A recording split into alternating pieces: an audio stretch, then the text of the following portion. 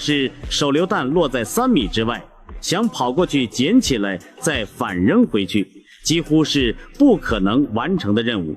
此时正确做法是确定落点后，脚朝向手榴弹方向卧倒，同时张开嘴巴。这是因为爆炸产生的强大冲击波可能震破耳膜，张嘴能平衡耳内压力，减少伤害。可要是手榴弹滚落在1米之内，那就要鼓足勇气反扔回去了。